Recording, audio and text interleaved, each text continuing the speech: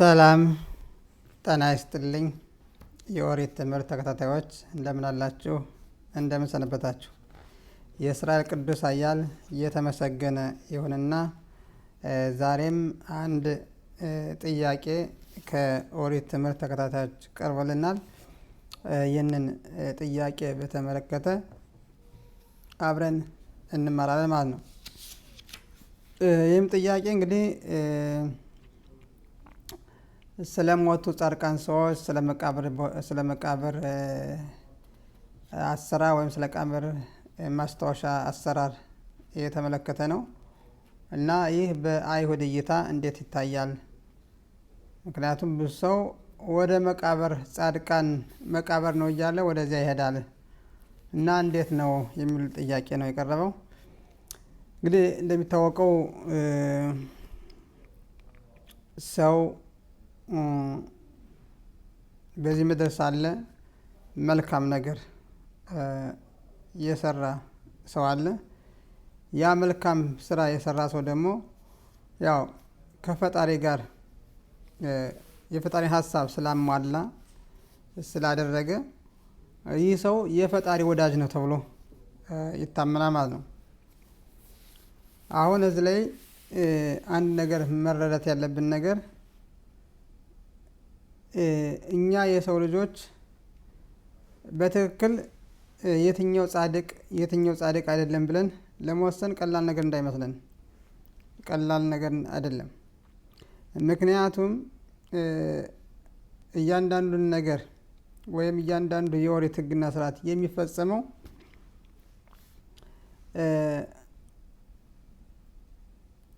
ያንን ትእዛዝ በምናደርግበት ጊዜ ለምንድን ነው የፈጸምነው? እንዴት አድርገን ነው የፈጸምነው? በደስታ ነው ወይስ ሰው እንዲያየን ብለን ነው ወይስ ለክብር ብለን ነው እና የሚሉ እንደዚህ አይነት ሀሳቦች አሉ። ይህንም እንግዲህ ይሄ ሀሳብ እንግዲህ የሚመጣው በዚያ ሰው ብቻ ነው ማለት ነው። እያንዳንዱ የሰው ልጅ ምን እንደሚያስብ የሚያውቅ የለም። የሚሰራውን ነው እንጂ በተግባር የሚሰራው ነው እንጂ ምን ሀሳብ እንዳለው ሀሳቡን ለማወቅ ቀላል ነገር አይደለም። ራሱ ነቢያቶች እንኳን ሌላው ሰው ምን እንደሚያስብ አያውቁም።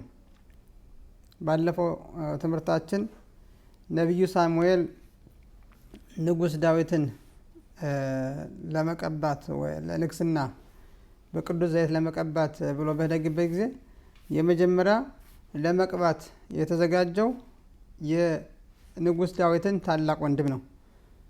ነገር ግን ፈጣሪ ምንድን ነው ያለው? ኖ አንተ የምታየው መልኩን፣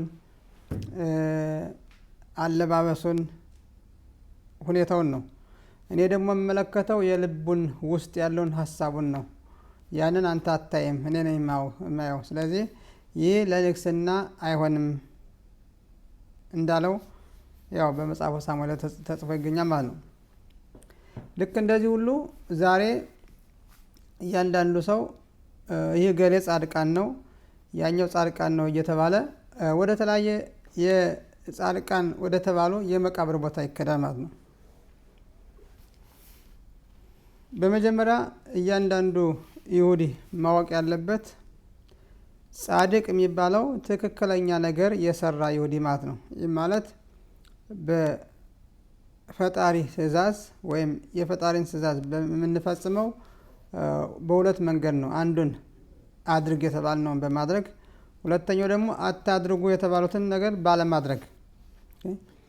እነዚህን የፈጣሪን ትእዛዛት ልክ ፈጣሪ እንዳለው ስንፈጽም ወይም በተግባር ስናደርግ ጻድቅ እንባላለን ማለት ነው። እንግዲህ ጻድቅ ማለት ይሄ ነው፣ ትክክለኛው ነገር ስናደርግ ነው ማለት ነው። ከዚህ ውጭ ሌላ በማድረግ ጻድቅነት አይገኝም። ነገር ግን ዛሬ በተለይ አሁን ጊዜ መቃብር ጻድቃን መቃብር ቦታ እየተባለ ይሄዳሉ እና በእርግጥ የአይሁድ መቃብር ቦታ እጅግ በጣም ክብር ያለው ነው። ነገር ግን የዓለም ፈጣሪ ወደ መቃብር ቦታ እየሄድን እነሱን አማላጅ አድርገን ወይም እነሱ ለፈጣሪ ተናግረው እኛን ከኃጢአታችን እንዲያድኑን ነው ወይስ ምንድን ነው? እያንዳንዱ ሰው ወደ መቃብር ቦታ ከመሄዱ በፊት እነዚህ ነገሮች መጠየቅ አለበት ማለት ነው። ወደዚያ ጻድቅ ወደ ተባለው ሰው ወደ ሞተው ሰው ማለት ነው አንድ ይሁዲ በመሄድ አንተ ከፈጣሪ ጋር በጽድቅነትህ ጠይቀህ አድነኝ ብለን ከጸለይን ይህ ባዕድ አምልኮት ነው። ምክንያቱም ቀጥታ ፈጣሪን ማናገር እንጂ በፈጣሪ መካከል አማላጅ የለንም ማለት ነው። እንደሚታወቀው በሕይወት እያለን የኦሪት ሊቃውንቶች የሚያስተምሩንን ይሄኛው ትክክል ነው፣ ይሄኛው ትክክል አይደለም ብለው ይነግሩና ማለት ነው። ያንን የማድረግ ኃላፊነት ደግሞ ወይም ያለ ማድረግ ነፃ ምርጫ አለን እኛ ነን ማለት ነው። እነሱ በዚህ አይጠየቁም። ነግረውናል፣ ይሄ ትክክል ነው፣ ይሄኛው በኦሪት የተፈቀደ ነው፣ ይሄኛው በኦሪት የተከለከለ ነው ብለው ከነገሩን በኋላ ምርጫው እኛ ነን ማለት ነው። እነሱ ያስገድዱን ማለት ነው። ስለዚህ የምንሰራውን ስራ በሙሉ እኛው ራሳችንን እንወስነው ማለት ነው። ነገር ግን እነዚህ ጻድቃን የተባሉ ሰዎች እገሌ ጻድቃን ነው እገሌ ጻድቃን ነው የተባለ ይከዳል ማለት ነው። ከዚህ ብቻ አይደለም፣ የመቃብር ማስታወሻ እነሱ የሞቱበት የመቃብር ቦታ ማስታወሻም ወይም ሐውልት ወይም ቤት ይሰራላቸዋል ማለት ነው። ይህ በአይሁድ ሕግና ስርዓት እንዴት ይታያል የሚለውን እናያለን ማለት ነው። በመጀመሪያ ሁለት ምንጮች እናያለን። አንደኛው በግማራ፣ ሁለተኛው ደግሞ በአላኻ ማለት ነው። በኢየሩሳሌም ታልሙድ ግማራ ሽቃሊም ምዕራፍ 2 ቁጥር 5 ላይ እንዲህ የሚል ጽሑፍ እናገኛለን። ኤን ኦሲን ንፋሾት ለጻድቅም። ይህ ማለት ጻድቃን ለሆኑ ሰዎች ሐውልት ወይም የሐውልት ቦታ ወይም የመቃብር ቦታ መስራት አያስፈልጋቸውም ይላል። ምክንያቱም ስራቸው ራሱ መልካም ስራቸው ራሱ ስለሚታወስላቸው ይላል እና ስለዚህ ጻድቃን የሆኑ ሰዎች የመቃብር ቦታ ወይም የመቃብር ሐውልት አያስፈልጋቸውም ይላል። ከዚያም በመቀጠል ደግሞ በአላኻ ደግሞ እንዲህ ይላል።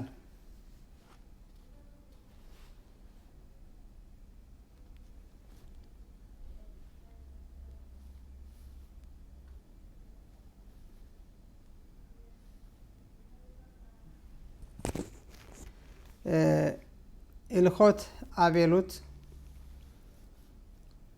ወይም ስለ ሀዘን አንድ ሰው ቤተሰብ ሲሞትበት ሀዘኑን እንዴት አድርጎ ማከናወን እንዳለበት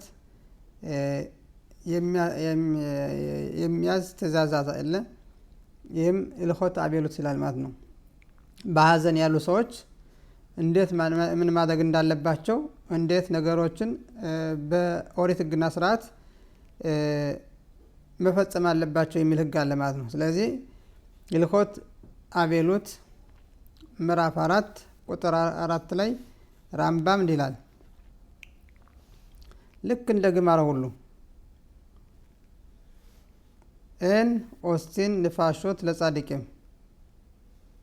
ይህ ብቻ አይደለም፣ ወደ መቃብር ቦታ ራሱ መሄድ ጥሩ አይደለም ያለ።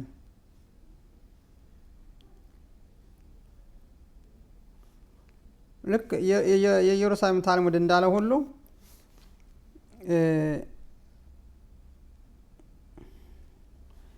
እንዲህ ይላል ብሎ ይፍኔ አዳም ለክብሬ ለባኬር አክባሮት።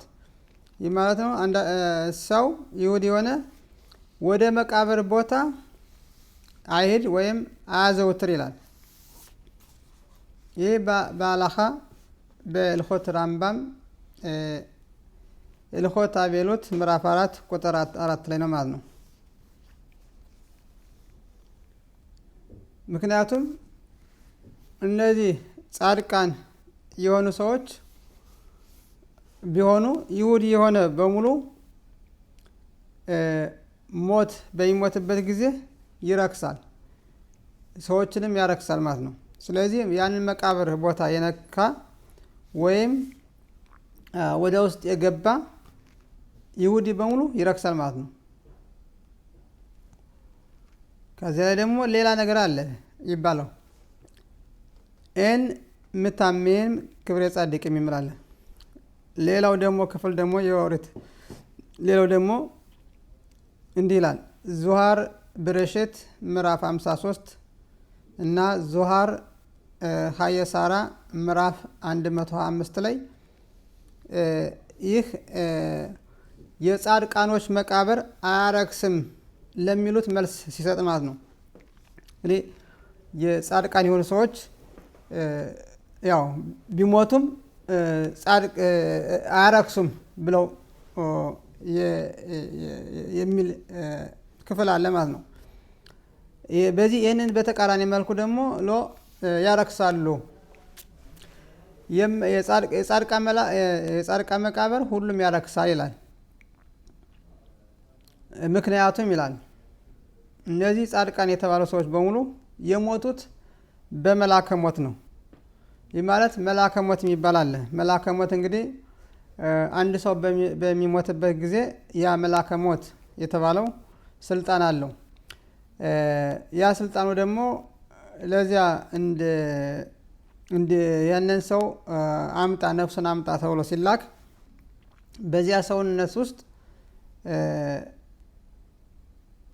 የሆነ ሽታ ያለው ነገር መጥፎ ሽታ ያለው ነገር ያስገባበታል ማለት ነው። ከዚያ በኋላ ያ ሰው ራሱ እንደሚታወቀው የሞተ ሰው አስከሬን በጣም ነው የሚሸተው። ምክንያቱም ያነ የመላከ ሞት የሚያስገባው አለ መጥፎ ሽታ የሚሰጥ። አሁን ከዚህም ላይ አለ እና ለምንድነው ያ ሁሉ መጥፎ ሽታ ሊያስገባበት የቻለው ብለው የጠየቁም ሰዎች ነበሩ። እና በዚሁ አጋጣሚ እንደሚታወቀው ሰው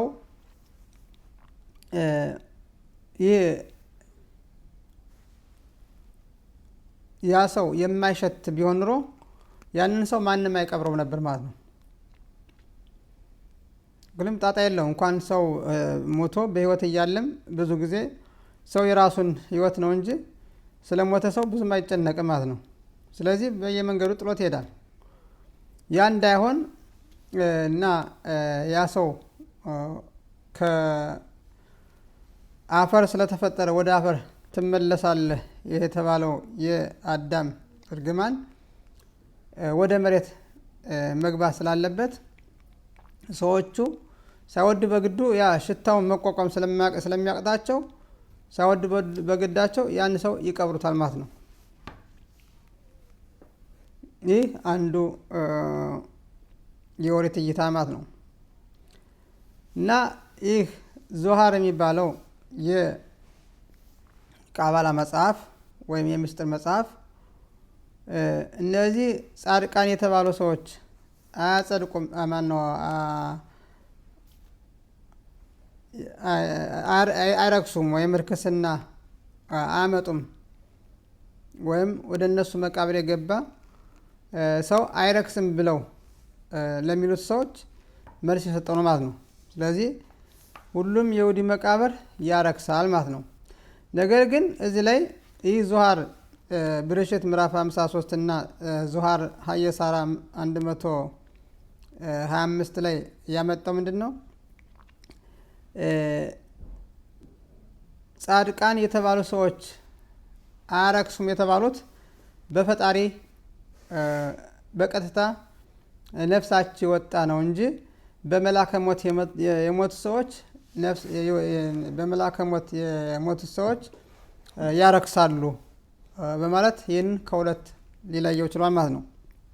ለምሳሌ በመላከ ሞት ያልሞቱት ወይም በፈጣሪ ትእዛዝ የሞቱት እነ አሮን እነ ሚሪያም እነ ሙሴ ናቸው። እንግዲህ ሌሎችም ይኖራሉ እንግዲህ በደንብ የማላውቃቸው ማለት ነው። ስለዚህ ሌሎችም አሉ ብል ሊኖሩ ይችላሉ። ነገር ግን እኛ ለምሳሌ አቀረብናቸው እንጂ ሌሎችም ሊኖሩ ይችላሉ። በፈጣሪ በቀጥታ የሞቱ ማለት ያለ መላከ ሞት ማለት ነው። እንግዲህ መላከ ሞት የሚባለው እንግዲህ የመጣው እንግዲህ አዳም ኃጢአት ከሰራም በኋላ ለሰው አትብላ የተባለውን ከበላ በኋላ ያ ሞትን አመጣ ማለት ነው። ያ ሞት ደግሞ ያው እንግዲህ ያ መላከ ሞት የሚባለው ያችን የነፍሳችን ኃላፊነት ስለተሰጠው ያችን ነፍስ ከሰውነታችን አውጥቶ ወደ ፈጣሪ ይወስዳል ማለት ነው። ነገር ግን በቀጥታ በፈጣሪ ትእዛዝ ያለ መላከ ሞት የሞቱት እነ ሙሴ እና አሮን እነ ሚሪያም እና ሌሎችም ይኖራል ማለት ነው። ስለዚህ ይሄ ልዩነቱ የመጣው እንግዲህ የሁሉም ይሁዲ ሲሞት ይረክሳል ማለት ነው። ጻድቃንም ሆነ ጻድቃን ያልሆነ ምክንያቱም ጻድቃኖችም ሆነ ጻድቃን ያልሆኑ ሰዎች ሁሉም የሞቱት በመላከ ሞት ስለሆነ ነው ይላል። በመላከ ሞት ያልሞቱት ግን በፈጣሪ ብቻ የሞቱት ግን ደግሞ አያረክሱም የሚለውን ከሁለት ለይቶልና ማለት ነው። ይህ በጣም ጥሩ ነገር ነው ማለት ነው። ስለዚህ እነዚህ ጻድቃን የተባሉ ሰዎች ራሱ የመቃብር ቦታም አያስፈልጋቸውም ለነሱ መስራትም ሐውልትም ለነሱ ማቆምም አያስፈልጋቸውም ይላል። ምክንያቱም ስራቸው ራሱ ሁሉም ሰው ያስታውሳቸዋልና በስራቸው በሰሩት ስራ። ሌሎቹ ግን እንደዚህ በጣም ጻድቃን የሆኑ ሰዎች ሐውልት ወይም የቀብር ቦታ ያስፈልጋቸዋል። ለምን? ያ ማስታወሻ ይሆናቸዋል በማለት ከሁለት ለይቶናል ማለት ነው። እንግዲህ በተቃራኒው ብዙ ጊዜ በምንረዳው ነው ጻድቃን ሰዎች መቃብር ሲሰራላቸው የመቃብር ቦታ ሲሰራላቸው እናያለን። ነገር ግን በዚህ በኦሪት እይታ ግን ተቃራኒ ነው። ጻድቃን ለሆኑ ሰዎች ምንም የመቃብር ሐውልት አያስፈልጋቸውም፣ የመቃብር ቤትም አያስፈልጋቸውም ይላል። ያመጣው ስራቸው ተግባራቸው በዚህ ምድር ጥረው ስለሄዱ ሁሉም ይሁዲ ያስታውሳቸዋል ይለናል ማለት ነው። ስለዚህ ኤን ኦሲን ንፋሾት ለጻድቂም በማለት በዝርዝር ይገልጽናል ማለት ነው። እንግዲህ በዚህም አንድ አብዛኛው ወደዚያ መቃብር በሚሄድበት ጊዜ ሰው ያንን ጻድቅ እንዳማላች ወይም ልክ እሱ መቃብር ስለሄደ ይጸድቃል ብሎ ስለሚያስብ በዚህ ምክንያት ይመስለኛል እንግዲህ አንዱ የሙሴን መቃብር ራሱ ፈጣሪ የሰወረው ማለት ነው። የሙሴ መቃብር ቢኖር ነው ሰው ከኦሪት ሕግና ስርዓት ከመፈጸም ይልቅ ወደ ሙሴ በመቃብር በመሄድ አንተ አማልደን እያለ ልክ በሕይወት እንደነበረው ሁሉ ያደርግ ነበር ማለት ነው። ምክንያቱም ኦሪትን ተቀብሎ ያመጣው ሙሴ ስለሆነ ኃላፊነትም ስላለበት የሕዝቡንም የመጀመሪያ መሪ ሆኖ የነበረ ስለሆነ ብዙ ነገሮች እሱን ስለሚመለከቱት ነው ማለት ነው። ስለዚህ እያንዳንዱ ይሁዲ ታሚም ኢማሸም ከፈጣሪው ጋር በቀጥታ በመሆን ፈጣሪን ብቻ የሚለውን ካደረገ ወደ ጻድቃን መቃብር ቦታ መሄድ አያስፈልገው ማለት ነው። ቀጥታ ከፈጣሪ ጋር መገናኘት ይችላል። ያንን የጻድቅ መልካም ነገሮችን በተግባር እያደረገ መኖር ይችላል ማለት ነው። ግዴታ መቃብር ቦታው መሄድ አያስፈልገው ማለት ነው። ለዚህም ነው ሎይፍኔ አዳም ልባኬር ሀክባሮት ያለው። ይህም አላኻ ነው አንዱ። ስለዚህ እያንዳንዱ ይሁዲ የኦሪት ሕግና ስርዓትን በተግባር በሚፈጽም ጊዜ ራሱም ጻድቅ ስለሆነ በቀጥታ ከፈጣሪ ጋር መገናኘት ይችላል። ማንም ሰው ያ ጻድቅም ቢሆን ይህ ሰው መልካም ነገር ካልሰራ ያ ሰው ሊያድነው አይችልም ማለት ነው። ስለዚህ የሚያድነን ያ ስራችን መርጠን ያደረግነው ተግባራችን ያ መርጠን ያደረግነው የሥራ ውጤታችን ብቻ ነው ማለት ነው። ስለዚህ ያን ስናል ደግሞ ኃላፊነት ወስደን ራሳችን በራሳችን ወስደን በተግባር ማድረግ አለብን ማለት ነው። አለበዛ ግን እኛ ራሳችን በትክክል በወደ ህግና ሳንሄድ ሳንመራ ህጉና ስርዓቱ ሳናከብር ሌላ አካል ያድነናል ወይም ሌላ አካል በመሄድ እንጸድቃለን ብሎ ማሰቡ ይህ ራስን ማታለል ነው ማለት ነው። ከራስ በላይ የሚሆን ነገር የለም። ስለዚህ እያንዳንዱ ሰው ለተለያዩ ነገሮች ጊዜውን ከሚያባክን ለራሱ ጊዜ ፈጣሪ ራሱ በቀጥታ ማናገር ይችላል ማለት ነው። ፈጣሪ የሩቅ አምላክ አይደለም፣ የቅርብ አምላክ ነው። ሁሉን ይሰማል። ከልብ ከነገርነው ሁሉ ነገር ይሰማል። ችግሮችም ከመጡ እነዚያ ችግሮች ጊዜው ሲደርስ ወዲያውኑ ከዚያ ከችግርነቱ ይላቀቃል ማለት ነው። ስለዚህ ለሁሉም ጊዜ ስላለው የህመምም ጊዜ ያለው የደስታም ጊዜ ስላለው ያው ንጉሠ ሰለሞን በመጽሐፍ መክብብ ወይም ኮሄሌት ምዕራፍ 3 ላይ እንደተገለጸው ማለት ነው ለእያንዳንዱ ጊዜ ስላለው እነዚያን ነገሮችን አስቀድመን ቶሎ ማሸነፍ አለብን ብለን ወደ ተለያየ ባዕድ አምልኮት እንድንሄድ ያደርገናል ማለት ነው። ስለዚህ የሚያድነን የሕይወት ህግና ስርዓት ስንፈጽምና ንስሐ ተመልሰን ህጉንና ስርዓቱን በተግባር ስናደርግ ኦሪት ያለችውን ነገር ስንፈጽም ብቻ ነው ማለት ነው። ይህንን ሳናደርግ ሌላ ነገር ብንል በአቋራጭ ጽድቅ የለም ማለት ነው። ስለዚህ እንዲሁም ሌላ ሰው ከሚጸልይልን እኛ ራሳችን የልባችን ስብራት ብንናገር ለፈጣሪ እጅ በጣም ቀላል ነው ማለት ነው። ለምሳሌ አንድ ሰው ጠበቃ አንድ ክርክር ቢኖርበት ጊዜ ጠበቃው ከሚናገርለት እኛ በቀጥታ ብንናገር የበለጠ ነገሮች እናስረዳ ይችላል ማለት ነው። ጠበቃ እኛ የነገርነውን ነው እሱ የሚሰማው ደግሞ እሱ ራሱ ይሄ ሰው እንደዚህ ነው የተሰማው ብሎ ያስበውን ነው እንጂ የእኛን ሀሳብ በትክክል ሊገልጽልን አይችልም። የእኛን ሀሳብ የልብ ስብራት የምንገልጸው እኛው ራሳችን የልብ ስብራት ያለብን ሰዎች ብቻ ነን ማለት ነው። ሌላ ሰው በእኛ ተወክሎ ሊገልጽልን አይችልም ማለት ነው። ስለዚህ እያንዳንዱ ሰው ልቡን ለፈጣሪ ቅርብ በማድረግ ለፈጣሪ በመገዛት ፈጣሪ ያለውን ነገር በማድረግ ወደ ፈጣሪ ቢጸልይ በቀጥታ ይሰማል ማለት ነው። ስለዚህ እያንዳንዱ ይሁዲ በጣም ያለ ማካበድ በቀጥታ ጻድቅ መሆን ይችላል ማለት ነው። ብቻ የኦሪትን ህግና ስርዓት በተግባር ይማር ይፈጽም እና በዚህ አይነት መንገድ ሰው ወደ ፈጣሪ በቀጥታ መቅረብ ይችላል ማለት ነው። ስለዚህ በተለያየ ነገሮች በአቋራጭ እንጸድቃለን የኛውን ሳንፈጽም የተለያየ ደን ቡራኬ ጻድቅ ይባርከኛል እሱ ወዘተ እየተባልን ብንሄድ የኦሪት ህግን እየተላለፍን ሰንበትን እየሻርን ኦሪት የምትከለክላቸውን ነገሮች እኛ እያደረግናቸው ሄደን ሌላ ጻድቅ ወደ ተባለ ሰው ቡራኬ መቀበል ይሄ ፈጣሪ ማታለል ነው የሚባለው። ስለዚህ ራሳችን ማታለል የለብንም። እያንዳንዱ ይሁዲ ብልህ መሆን አለበት ማለት ነው። ቀጥታ ወደ ፈጣሪ በመጸለይ የኦሪት ህግና ስርዓትን በተግባር በማድረግ ጻድቅ መሆን ይችላል ማለት ነው። ስለዚህ እያንዳንዱ ይሁዲ ትልቅ ኃይል አለው ማለት ነው።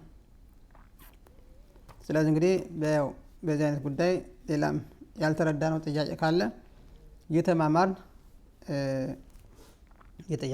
የተጠያየቅን መማርና ማወቅ አለብን ማለት ነው። እንግዲህ ምንጊዜም ምንለው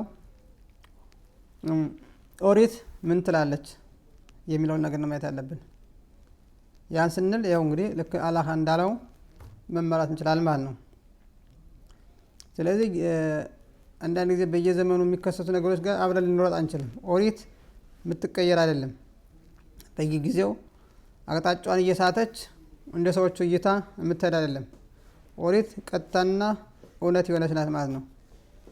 ስለዚህ በታሪክ አይተን